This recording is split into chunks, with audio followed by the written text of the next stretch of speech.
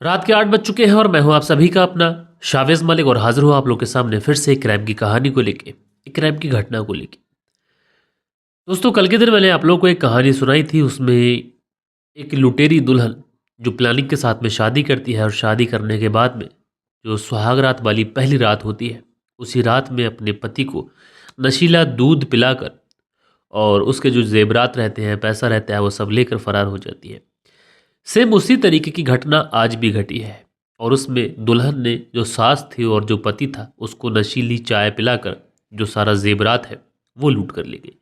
तो इस तरीके के जो केसेस हैं ये इस समय ज़्यादा आ रहे हैं, इसलिए मैंने आप लोग को एक कहानी सुनाई थी ताकि जो हमारे व्यूवर्स हैं कम से कम अलर्ट रह सके, सावधान रह सके, समाज के अंदर, दुनिया के अंदर क्या कुछ चल रहा है इससे अवगत रह सके। लेकिन दोस्तों, आप लोगों ने देखा कि अवैध संबंधों में इंसान जब कभी आगे बढ़ जाता है और बहुत ज़्यादा आगे बढ़ जाता है और उसको जब लगता है कि अब बहुत ज़्यादा आगे आ चुका है, अब वापस लौटना चाहिए, लेकिन अवैध संबंध एक ऐसी चीज़ होती है जो इंसान को आगे आने का मौका तो देती है, लेकिन पीछे जाने का मौका उसको कभी मिलता ही नहीं।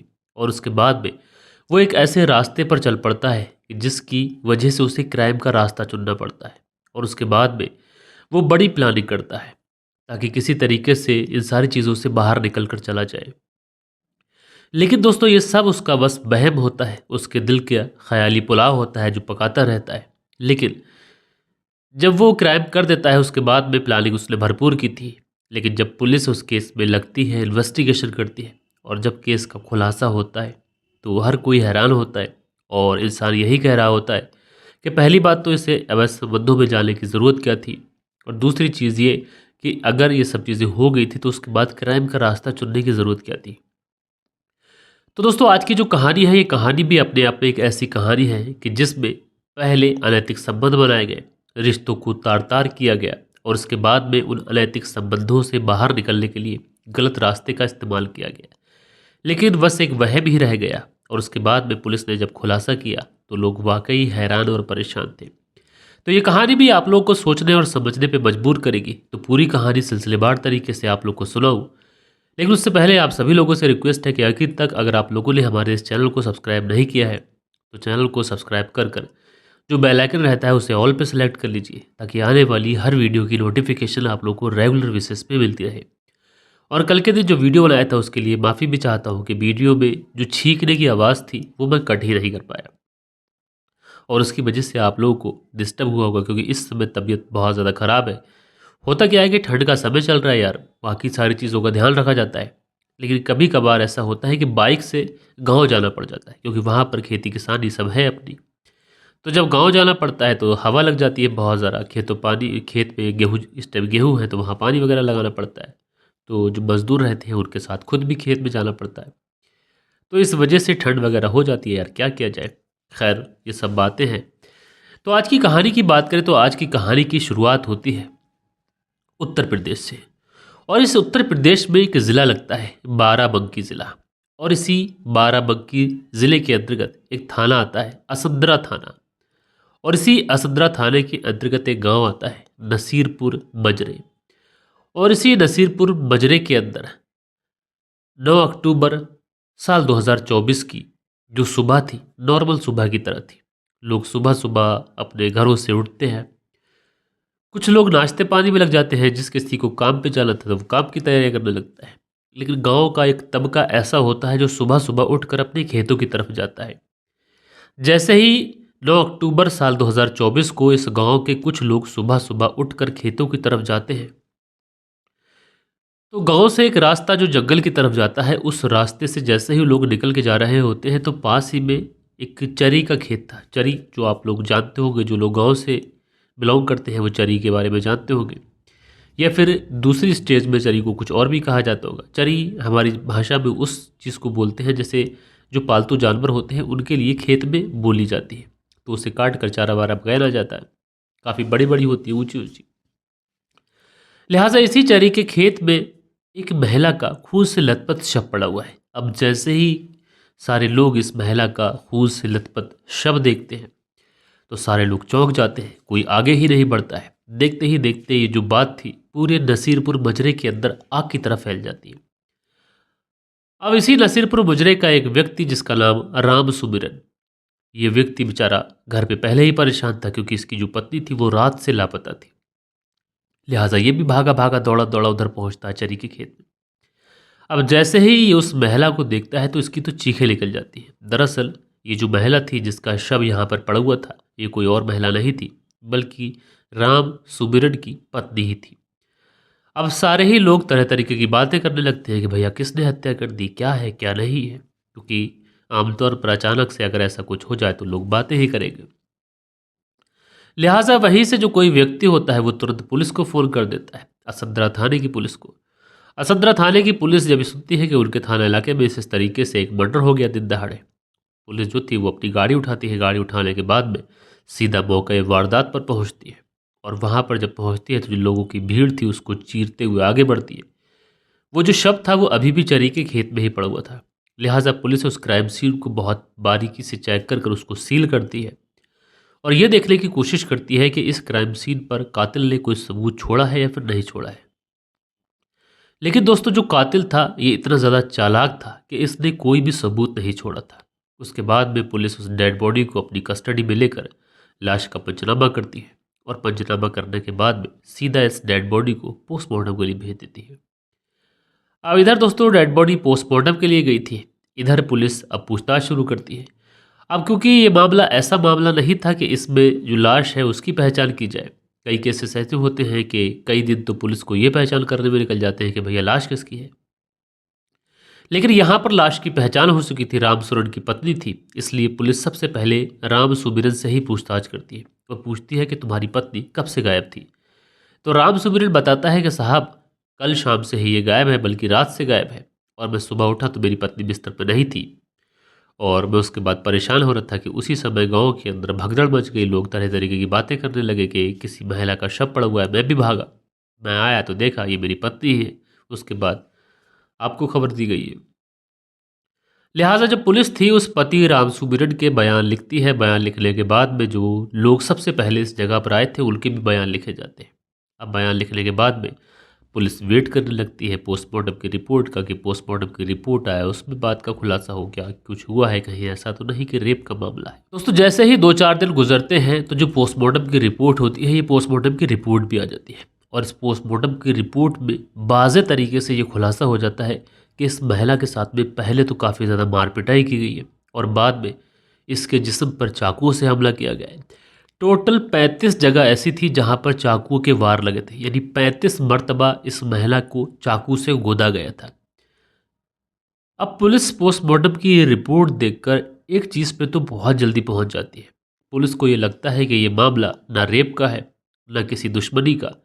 ये मामला इस तरीके से है कि जैसे किसी ने अपना गुस्सा अपनी भड़ास इस महिला के ऊपर निकाली हो। अब भड़ास भला कौन निकालेगा, कोई पुराना दुश्मन।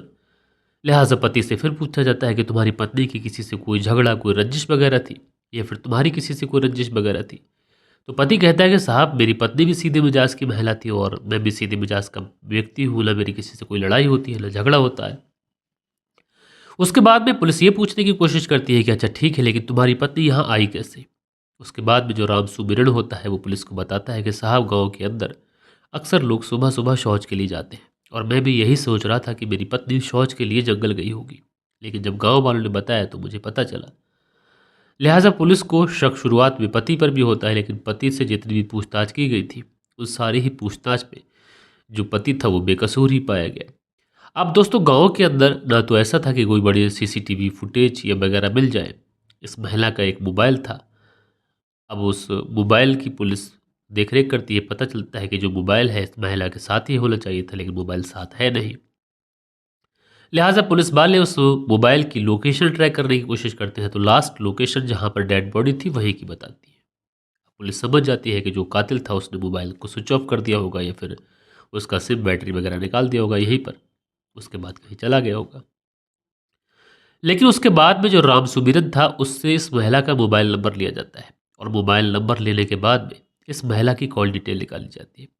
इधर पुलिस कॉल डिटेल निकाल रही थी, उधर पुलिस इस गांव के अंदर सादा वाने में अपने मुखबिर एक्टिव कर देती है और जो मुखबिर एक्टिव किए गए थे उनको अपनी पूछताछ में कुछ ऐसी चीज़ें पता चलती हैं जो मुखबिर आकर पुलिस को बताते हैं। इधर जो कॉल डिटेल की रिपोर्ट आती है और उस रिपोर्ट में एक नंबर ऐसा था कि जिसमें राम सुमिरन की पत्नी लगातार बात कर रही थी।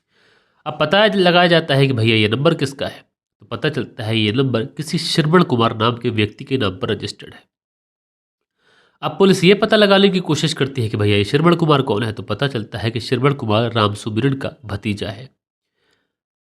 अब एक चाची अपने भतीजे से क्यों बात कर रही थी, इधर पुलिस ने जो अपने मुखबिर एक्टिव किए थे उन्होंने भी आकर यही बताया था कि राम सुमिरन की पत्नी और श्रवण कुमार के जो भतीजा था उन दोनों के बीच में अनैतिक रिश्ते थे। लिहाजा जो पुलिस थी अब श्रवण कुमार को गिरफ्तार कर लेती है। गिरफ्तार करने के बाद में सीधा इसे पुलिस थाने लेके आती है और टोटल इस सब के अंदर पुलिस को 10 दिन का समय गुजर चुका था। श्रवण कुमार को पुलिस थाने लेके आया जाता है और इससे पूछताछ की जाती है और श्रवण कुमार से पूछा जाता है कि तुम्हारी चाची के साथ में क्या रिश्ता था और इस कत्ल से तुम्हारा क्या लेना देना है। तो श्रवण कुमार कहता है कि साहब मुझे इससे बिल्कुल भी परहेज नहीं है कि मेरी चाची मुझसे बात किया करती थी। कई बार ऐसा होता था कि उसे कुछ मंगाना होता या फिर कुछ मार्केट से लाना होता तो मुझे कॉल कर लिया करती थी, वैसे भी कॉल कर कर खैर खबर ले लिया करती थी। मेरी खुद शादी हो चुकी है, 5 साल पहले मेरी शादी हुई है, मैं अपनी पत्नी के साथ में अच्छे तरीके से ज़िंदगी बिता रहा हूँ। कुछ भी ऐसा है नहीं जो मेरी पत्नी के साथ में मेरी अनबन हुई हो या फिर ऐसा कुछ। लेकिन पुलिस वालों को कहीं ना कहीं श्रवण कुमार के खिलाफ सबूत मिले थे, जो कॉल डिटेल मिली थी उसमें घंटों घंटों बाद। इस तरीके से पुलिस का जो शक था, जो मुखबिर एक्टिव किए थे उन्होंने यकीन में बदल दिया था। लिहाजा पुलिस वाले श्रवण कुमार के ऊपर सख्ती दिखाते हैं। अब जैसे ही पुलिस वाले श्रवण कुमार के ऊपर सख्ती दिखाते हैं तो जो श्रवण कुमार होता है ये पुलिस के सामने टूट जाता है और टूटने के बाद में एक और नाम लेता है। ये नाम होता है राजेंद्र का। श्रवण कुमार कहता है कि मेरा दोस्त राजेंद्र है और हम दोनों ने ही मिलकर मेरी चाची की हत्या कर दी है। अब पुलिस वाले ये पूछते हैं कि चलो ठीक है हत्या कर दी है, लेकिन हत्या करने के पीछे रीज़न क्या था, क्यों तुमने आखिर अपनी चाची की हत्या की। तो उसके बाद में श्रवण कुमार जो पूरी कहानी सिलसिलेवार तरीके से सुनाता है पुलिस के सामने, तो लोगों तक जब ये बातें पहुंचती हैं तो लोग वाकई हैरान और परेशान होते हैं। दरअसल श्रवण कुमार बताता है कि इस कहानी की शुरुआत होती है अब से तकरीबन तकरीबन 10 साल पहले से। 10 साल पहले मेरे चाचा राम सुमिरन की शादी हुई थी और मेरी चाची जब चाचा से शादी कर कर चाचा के घर आई थी तो चाचा चूंकि बाहर काम करते थे तो चाची घर पे अकेली ही रहती थी। तो कभी कभी अगर चाची को कुछ भी चाहिए होता तो वो मुझे बुला लिया करती थी, मैं उनकी मदद कर दिया करता था। मार्केट से दुकान से कुछ लाना होना तो ला के दे देता। चाची जो थी देखने में बेहद ही खूबसूरत थी। कहीं ना कहीं मैं चाची के प्रति अट्रैक्टिव था, लेकिन चाची से अपने दिल की बात कह नहीं पाता था। कभी कभी ऐसा होता कि जब चाची मुझे बुलाती और उस समय चाचा नहीं होते तो मैं चाची से हंसी मजाक में बहुत सारी बातें जो डबल मीनिंग की होती हैं वो कह दिया करता था। चाची उस पर मुस्कुरा दिया करती थी और कुछ जवाब नहीं दिया करती थी। हंसी मजाक का यह सिलसिला था, लगातार चलता रहता है। उसके बाद में एक दिन मैं अपनी चाची से कहता हूँ कि चाचा बड़े भाग्यशाली हैं कि उनको तुम्हारे जैसी खूबसूरत पत्नी मिली है। तो उसके बाद में मेरी चाची कहती है कि तुम चिंता मत करो, अच्छे कर्म करते रहो, तुम्हें भी अच्छी पत्नी मिल जाएगी। तो मैं कहता हूँ कि तुम्हारी जैसी तो दुनिया में एक ही लड़की थी, वो भी चाचा को मिल गई, मुझे कैसे मिलेगी। अगर मेरी किस्मत अच्छी होती तो मुझे तुम मिलती, तुम भला चाचा को क्यों मिलती। जैसे ही ये बातें जो मेरी चाची थी वो सुनती है तो वो कहती है क्या देर है, अगर तुम चाहो तो मुझे हासिल कर लो। तो मैं अपनी चाची से पूछता हूँ कैसे, तो वो कहती है कि मेरा दिल जीत कर। उसके बाद में लगातार हमारे और चाची के बीच में हंसी मजाक चलती रहती है। शायद जो चाची थी वो भी यही सब कुछ चाहती थी। उसके बाद में श्रवण कुमार और जो इसकी चाची थी ये अनैतिक संबंधों में आ जाते हैं। आए दिन जब कभी भी राम सूरन घर नहीं होता तो जो चाची थी श्रवण कुमार को अपने घर बुलाती और दोनों एक दूसरे के साथ में शारीरिक संबंध बनाया करते थे। और दोस्तों होते करते ये सब सिलसिला चलता रहता है। एक बार जो अवैध संबंधों का, जो शारीरिक संबंधों का सिलसिला शुरू होता है तो फिर कभी रुकने का नाम ही नहीं लेता। इस सब में तकरीबन 5 साल का समय गुजर चुका था और इन 5 सालों में अनगिनत हजारों बार श्रवण कुमार ने अपनी चाची के साथ में शारीरिक संबंध बनाए थे। और जो चाची थी श्रवण कुमार से बहुत ज़्यादा खुश भी थी, क्योंकि श्रवण कुमार जो था वह एक नौजवान लड़का था और जो राम सुमिरन थे वो एजेड थे। तो ऐसे में जो चाची थी श्रवण कुमार की वो श्रवण कुमार से ज़्यादा खुश थी। लेकिन उसके बीच में जब 5 साल गुजर जाते हैं तो श्रवण कुमार का रिश्ता हो जाता है। रिश्ता होता है, शादी हो जाती है। अब शादी के बाद में जो श्रवण कुमार था अपनी चाची को समय देना थोड़ा कम कर देता है। जब चाची को समय देना कम करता है तो चाची थोड़ा सा बौखला जाती है, क्योंकि उसको तो अपने भतीजे की लत लगी हुई थी। इसलिए वो बार बार कॉल कर कर श्रवण कुमार से कहती कि मिलो मुझसे मिलो। उधर श्रवण कुमार जो था वो अपनी पत्नी को संभाले कि चाची को संभाले, क्योंकि एक पुरुष दो महिलाओं को कैसे संभाले। इसलिए जो श्रवण कुमार था अपनी चाची से थोड़ी थोड़ी दूरियां बनाता है और यही दूरियां चाची को नागाबार गुजरती हैं। वो श्रवण कुमार को कॉल करके कहती है कि अगर तुम मुझसे दूरियां बनाओगे और मेरे साथ में शारीरिक संबंध नहीं बनाओगे, मेरी पैसों से मदद नहीं करोगे, तो मैं तुम्हारा भेद खोल दूंगी। अब जैसे ही भेद खुलने की बात आती है तो श्रवण कुमार अपने दोस्त राजेंद्र के पास जाता है और उसके बाद सारी बात बताता है। प्लानिंग बनती है कि चाची की हत्या कर देनी चाहिए और हत्या वाले दिन यानी 9 अक्टूबर साल 2024 से 9 दिन पहले इन लोगों ने चाकू खरीदा। चाकू खरीदने के बाद में पूरी प्लानिंग की और 9 अक्टूबर साल 2024 को जो श्रवण कुमार था वो अपनी चाची को कॉल करता है, कहता है कि चलो ठीक है, तुम बहुत दिनों से मिलने मिलने के लिए कह रही थी, तो ऐसा करो जो चरी का खेत है वहीं पर आ जाओ, वहीं पर मुलाकात कर लेंगे।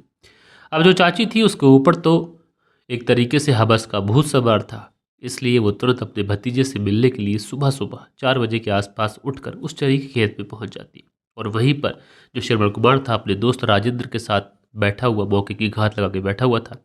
जैसे ही ये चाची पहुंचती है, श्रवण कुमार राजेंद्र इस चाची के ऊपर हमला कर देते हैं और एक के बाद एक अनगिनत चाकुओं से वार करते हैं और उसके बाद में चाची की हत्या कर झाड़ियों में डेड बॉडी को छुपा कर ये लोग वहां से 9-11 हो जाते हैं। और जो श्रवण कुमार था, जब चाची के ऊपर चाकू से इसने हमला किया था तो इसके हाथ में भी चाकू का एक जख्म हो गया था। उसको छुपाने के लिए इसने एक्सीडेंटल एक केस बनाया, यानी अपनी गाड़ी का इंडिकेटर तोड़ दिया, टंकी पर स्क्रैचों के निशान बना दिए, नंबर प्लेट को पूरी तरीके से तोड़ दिया। उसके बाद डॉक्टर के पास गए और कहा कि हम लोग शराब पीकर आ रहे थे। उसके बाद में गाड़ी गिर गई और ये चोट लगी, पट्टी वगैरह बनवानी थी। लेकिन दोस्तों, जितनी भी चालाकी से श्रवण कुमार ने ये पूरा काम किया था, पुलिस ने जब इन्वेस्टिगेशन की तो उसकी चालाकी धरी की धरी रह गई और उसके बाद में पुलिस ने खुलासा कर कर राजेंद्र और श्रवण कुमार को जेल भेज दिया है। बहरहाल दोस्तों, आप लोग इस पूरी कहानी के बारे में क्या कहना चाहते हैं? आप लोग इस कहानी के अंदर सबसे ज़्यादा कसूरवार किससे मानते हैं? राम सुमिरन, या फिर उसकी पत्नी, या फिर पत्नी का जो भतीजा है श्रवण कुमार और उसका दोस्त राजेंद्र? जिसकी भी गलती आप लोग सबसे ज़्यादा मानते हैं, कमेंट्स करके ज़रूर से ज़रूर बताइएगा। कल के दिन आप लोग के कमेंट्स भी थे, तो वक्त होता है कि आप लोग के कमेंट्स पढ़ लिए जाएं। सो दोस्तों, आपके जो कल के दिन कमेंट्स आए थे उसमें मंसूरी भाईजान लिखते हैं, भाई जी हम आपकी कहानी सऊदी अरब से सुनते हैं, उन्नाव यूपी इंडिया के रहने वाले हैं। तो मंसूरी भाईजान जी, आपका बहुत शुक्रिया। मंसूरी भाईजान आगे लिखते हैं, अस्सलाम वालेकुम भाई जी, आपकी कहानी सुनाने का अंदाज़ बहुत ही प्यारा है, अल्लाह आपको सलामत रखे। तो मंसूरी भाईजान जी, इस तरीके से प्यार दिखाने के लिए आपका शुक्रिया। दिल बहादुर सिंह लिखते हैं, कॉन्ग्रेचुलेशन मिस्टर मलिक 480 एपिसोड के लिए, बट कहानी अच्छी है, थैंक यू। तो दिल बहादुर सिंह जी, आपका बहुत शुक्रिया कि आप लंदन से हमारी कहानी सुनते हैं। उसके बाद में फ़ैयाज़ मलिक है, लिखते हैं छत्तीसगढ़ भिलाई से सुनते हैं, फ़ैयाज़ मलिक इनका नाम है। तो फ़ैयाज़ मलिक जी, आपका शुक्रिया। उसके बाद में लखन कुमार जी है, लिखते हैं, भाई जी नमस्कार, मैं एक कहानी सुन रहा हूँ फरीदाबाद से, पर मैं रहने वाला टीकमगढ़ ज़िले एमपी का हूँ और बहुत अच्छी कहानी आपने सुनाई, जय संविधान। तो इनका जो नाम है, इन्होंने जो लिखा था वो है लखन कुमार। तो लखन कुमार जी, आपका शुक्रिया। उसके बाद में राजकिशोर चौरसिया लिखते हैं, राजकिशोर चौरसिया महाबालिस्ट पर महाराज से कहानी सुनते हैं, बहुत शुक्रिया। और उसके बाद में सुरेंद्र शर्मा है, लिखते हैं, नमस्ते मलिक भाई साहब, राजस्थान से कहानी सुनते हैं। तो सुरेंद्र कुमार जी नमस्ते, आपका शुक्रिया। गुरविंदर सिंह है, लिखते हैं, लव यू फ्रॉम सिंगापुर से सुनते हैं कहानी। तो गुरविंदर सिंह जी, आपका बहुत शुक्रिया। हाय करके आइडिया लिखते हैं, शाबिज भाई अस्सलाम वालेकुम। तो वालेकुम सलाम जी, इनका नाम इस्लाम शेख है शायद। अनिल कुमार है, लिखते हैं, अमेरिका से कहानी सुनते हैं, बहुत अच्छी कहानी है। तो अनिल कुमार जी, आपका शुक्रिया।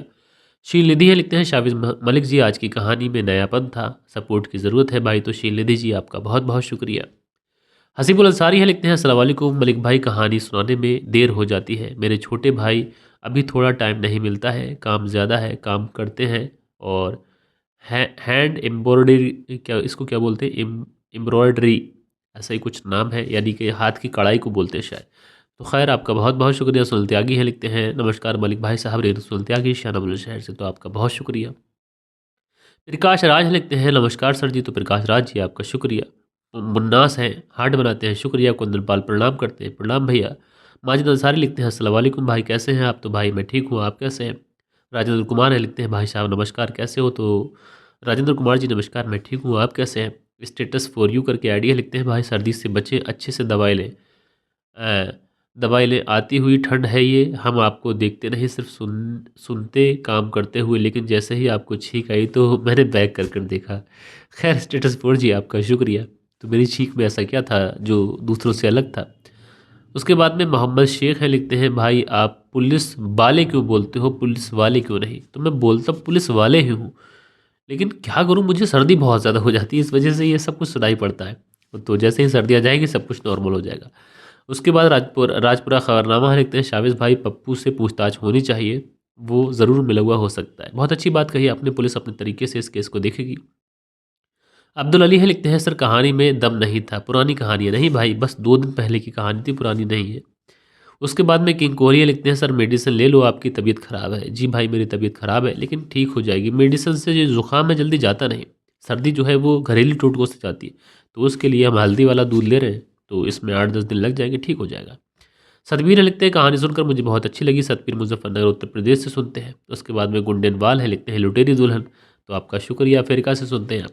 सो दोस्तों, ये थी कहानी और ये थे आप लोग के प्यारे प्यारे कमेंट्स। आशा करता हूँ आज की जो कहानी है आप लोग को ज़रूर से ज़रूर पसंद आई होगी। कहानी पसंद आई हो तो एक लाइक करिएगा और दोस्तों और मित्रों के साथ में इस कहानी को ज़रूर से ज़रूर शेयर करिएगा। मिलते हैं दोस्तों कल के दिन किसी और क्राइम स्टोरी के साथ में। जब तक के लिए अपना ख्याल रखिएगा, देश का ख्याल रखिएगा, परिवार के रिश्तों की अहमियत को समझिएगा। जय हिंद, जय भारत।